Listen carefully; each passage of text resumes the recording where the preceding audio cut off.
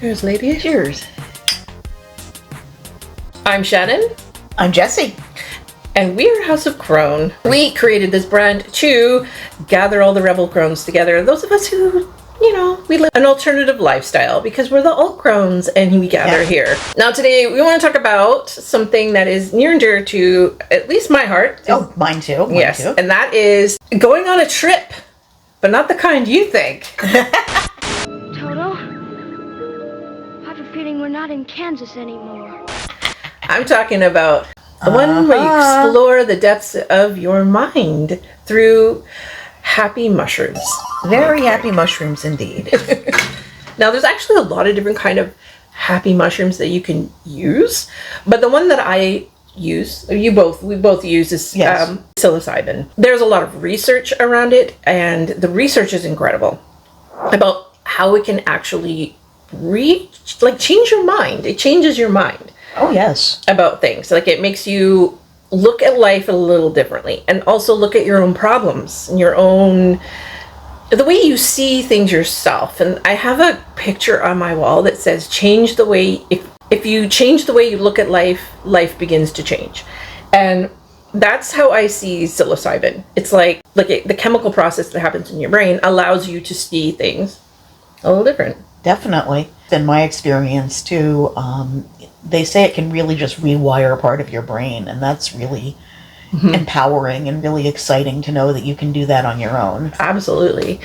And I've been to a lot of different conferences on this subject, and the experiences were really profound. And so all of the examples that we saw at this particular conference, they all took hero doses. So these are large doses, and they're usually under the guide of a practitioner that can really reach into your parts of yourself that you're holding back because you're afraid, and just present it to you in a different way so that you're not afraid anymore, and you can see it in a different way. It's like a shift, Oh, yes. Yes, it's really important and really fundamental, and it's been part of my healing process, and I appreciate that. Yeah, me as well.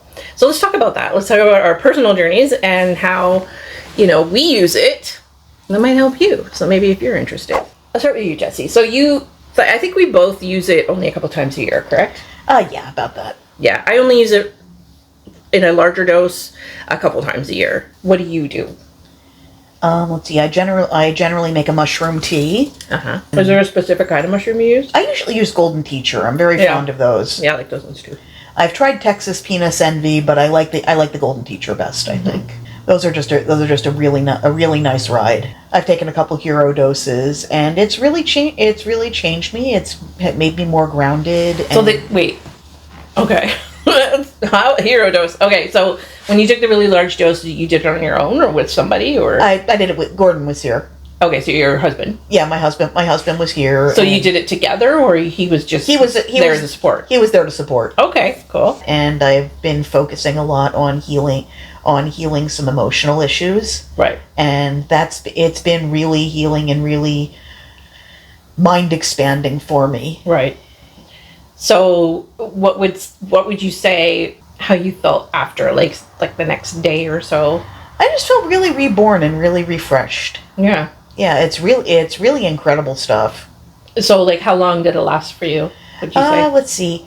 Long-term effects lasted probably a couple years. Wow. But the basically what I learned I applied a few years ahead. Right. And directly afterward, I just felt so much lighter, like there's been so much taken off my shoulders. Right. So do you do a hero-sized dose a couple times a year, or do you do a lower dose a couple times a year? What is your mode? Let's see. I usually do a hero dose a couple times a year. Good for you. I'm scared to do a hero dose. So I tend to get triggered with anxiety if I'm not careful with certain substances like this that go to your mind. So I found a nice little place for me in there. And for me, it's more of a lower dose. I do under a gram. I want to try over a gram once, but I definitely want to do it with somebody there in case I freak out, because that is something to be aware of. You can, if you're somebody who has anxiety, it can trigger it, at a certain dose. So I found that it peaks at about 3 hours. Well, at the 3 hour mark, you think, Because up to then, it's like, oh, this is nice. Yeah, okay. And then you hit 3 hours, you're like, wow, okay. Okay. Yeah, with me, it's like, oh, it's time to cry. I've cried many times, but they're really like good cries. They're like, it's purgative. Yeah, it'll get all that gunk right out of you. It does. For me, I check into hotels a couple times a year. Something I've been recently doing for myself because I have kids, still have kids at home, and life, the wheel of it, just sometimes you just need it to stop and be by yourself. And those are the times when I use psilocybin. So I'm on my own, and then I don't use such a big dose, but it allows me to really explore everything that is holding me back. And usually I have, a pretty big epiphany about something going on in my life. And then I will find that it sets me on a different path. Like I just did it a week ago. I did it last weekend. Ooh, awesome. Because I stayed at a hotel last weekend and I did it. And this time was different than other times. Usually it was an emotional purge. This time I was like, I'm going to go out. So I went out walking. I was around people. And that's usually not what I want to do when, but this time I found that I was a lot more social. And then it kind of showed me that I've just done a lot of healing. I'm like, wow, I've really come a long way because I didn't feel the need to cry anymore. So I was like, all right, because every time you do it, you learn something new about yourself is what I find. It's incredible. Yeah, and then I find that it's about a week that the kind of after effects of it, kind of like when you throw a pebble in a pond and the ripples come out, it's like the ripples of the effects go out for a couple weeks after. Especially if you use cannabis like I do. That kind of perks it back up a little bit. Sometimes it can kind of, help you to revisit those nice feelings that you had. But, it's psilocybin, when you do it, you go in with an intention. Yes, I do. Yes, it's set and setting. So that's like what you really want to pay attention to when you're doing it, is you want to go in with an intention of what you want to do. Sometimes your intention is just to have fun.